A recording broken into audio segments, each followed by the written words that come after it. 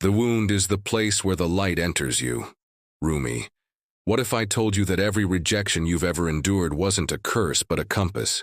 What if I told you that the very moments you've tried so hard to erase, the no's, the ghostings, the dismissals, the doors that slammed in your face, weren't meant to break your spirit, but to expose it?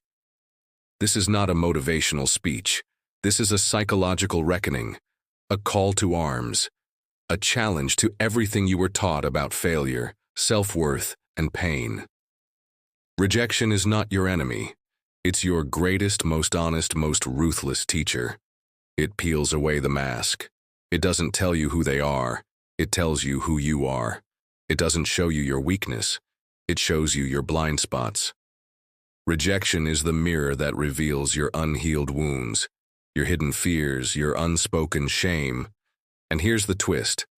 If you dare to look, you won't find pain. You'll find power. Because rejection at its core isn't about them. It's always been about you. And this is the alchemy of rejection. This is the transformation of raw hurt into radical clarity. And it begins now. Carl Jung, the legendary mind who refused to look away from the shadows of the human psyche, called this inner journey shadow work. And rejection? Rejection is the battlefield. Every time you're rejected, someone isn't simply turning you down. They're touching a wound you haven't faced yet, a fear you haven't met, a belief you've internalized without question.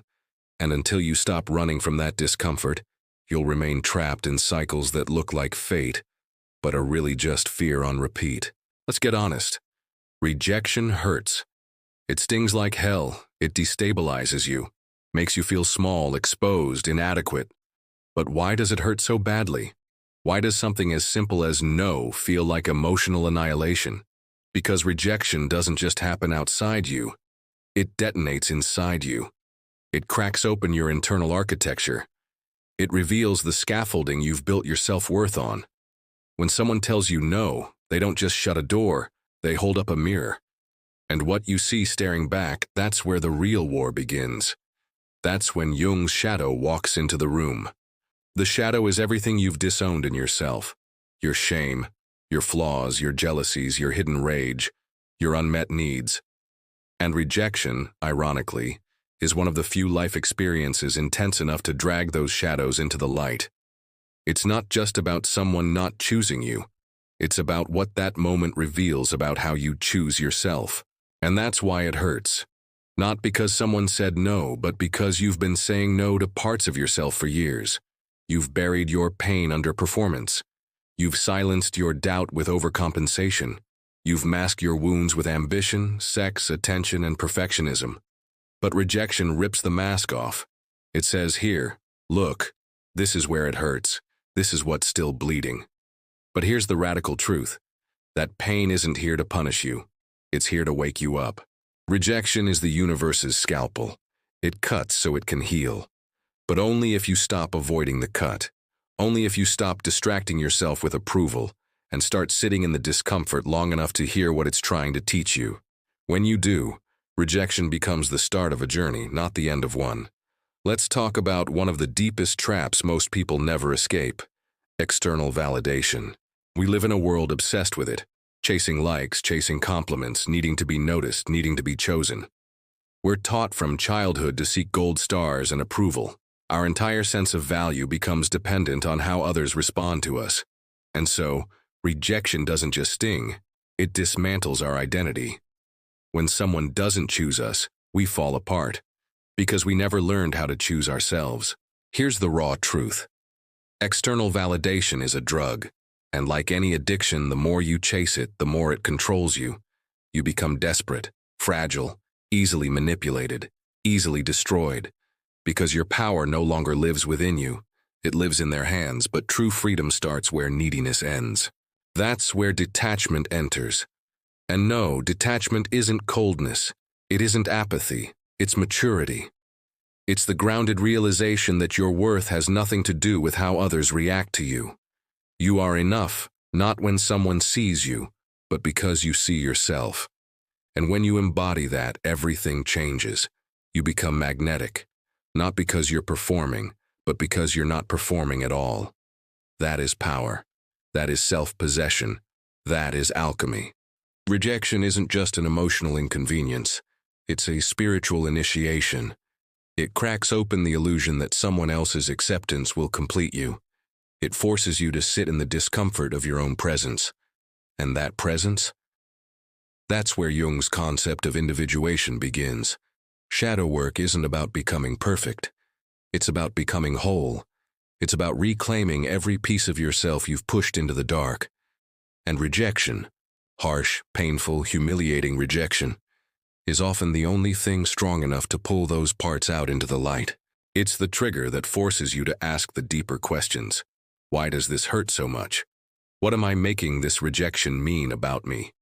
What stories am I still telling myself about my worth? When you stop blaming others and start interrogating those stories, you reclaim your agency. That's when you start integrating, not just understanding your pain, but owning it, honoring it, healing it. Because the truth is, rejection often exposes childhood wounds. If you constantly feel abandoned, maybe rejection is pointing to attachment wounds. If you keep getting overlooked, maybe it's time to face your self-doubt or chronic self-betrayal. Maybe the world isn't rejecting you. Maybe you've just been rejecting yourself all along.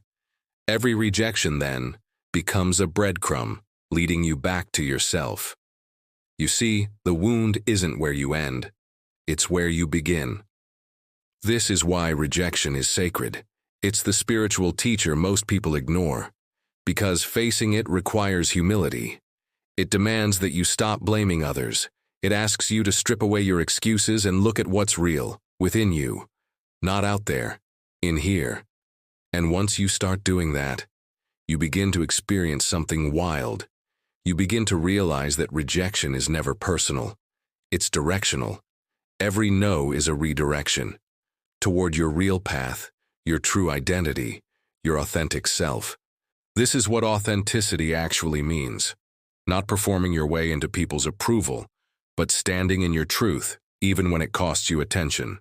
Especially when it costs you attention.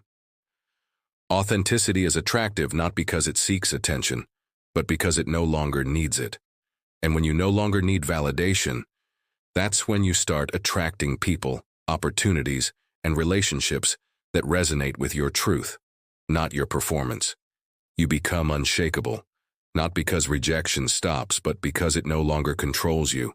You see it for what it is, a messenger, not a master. Let's reframe this once and for all. Rejection is not a failure.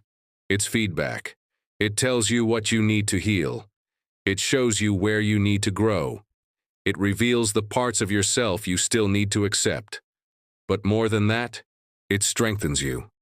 Every time you face rejection and rise again, your nervous system learns resilience. Your mind sharpens. Your spirit fortifies. The greatest artists, leaders, thinkers, all of them were shaped by rejection. Not because they avoided it, but because they used it. Rejection gives you the most honest feedback you'll ever get in life. If you're willing to listen, it will teach you more about yourself than praise ever could. And that's why it's priceless. But here's the final truth. Rejection is your ally. It's not a closed door, it's a window into your deepest truths, a window into your soul, a window into your healing. If you keep running from rejection, you're not running from them, you're running from yourself, and nothing will change until that changes. But when you stop, when you turn toward that sting instead of away from it, that's when everything transforms. Not pain, but purpose, not shame, but strength, not lack, but liberation. Rejection is the mirror you've been avoiding, but inside that reflection is your truest self, raw, real, and ready to rise. So here's your choice. Keep running, numbing, pretending, or stand in the fire and let it forge you. Because the truth is, rejection was never the enemy. It was the invitation. An invitation to reclaim every fragmented piece of yourself. To stop seeking love outside and start embodying it within. Once you stop rejecting yourself, the world will follow. Rejection was never the end of your story. It was the beginning of your transformation. It was the fire that burned away illusions, the storm that shattered your false identity, the earthquake that exposed your foundation. And from that rubble, you rebuild, you rise, you reclaim. This isn't the end, it's the beginning. Because beyond rejection lies true freedom, the kind that comes when you no longer need to be chosen, the kind that awakens when you remember you are already whole. Are you ready? If this message hit you, cracked something open, or gave you the courage to face yourself, don't stop here. Subscribe. Like the video. Share it with someone who needs this truth, because this is just the beginning. And what's coming next will take you even deeper. Let's grow, let's rise, let's become eyes.